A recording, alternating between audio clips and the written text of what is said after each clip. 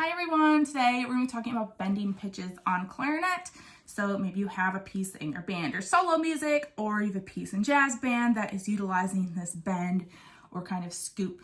So there's kind of different bends in music. We can have a bend going up, which means that we're coming up to the note from underneath it a little bit flat, or we can be bending, scooping is going up to the note that way, or we can be bending the note where we're kind of going after the note, kind of bending down. So let me show you what that sounds like. Like let's say we have a scoop in our music, right? We'll just take like an open G.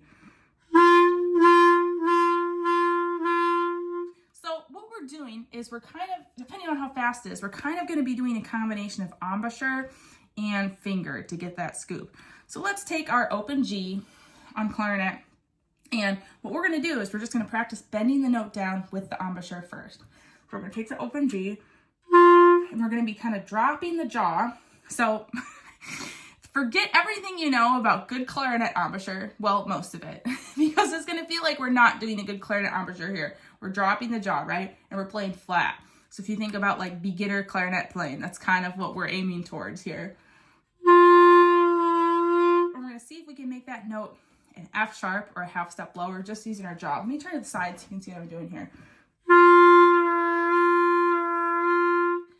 So combined with that, if we're scooping up to the note, we can kind of go,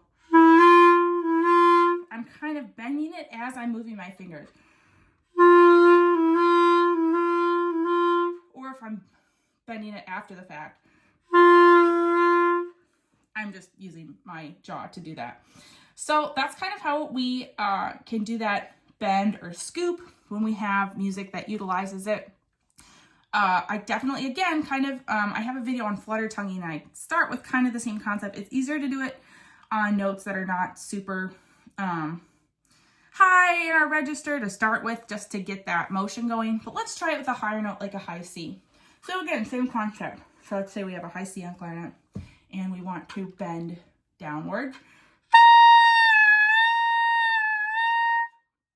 And so we're kind of using our jaw, and let's say we want to do it scoop upwards. I'm going to do a B natural fingering, and I'm going to kind of slowly move my fingers up as I'm also moving my jaw. So we also have on clarinet, we have some really great pieces that utilize this. We have Rhapsody in Blue, which I have a video of on my channel. And there's also another technique called glissandos, which are kind of similar. These are just like extended different techniques on clarinet.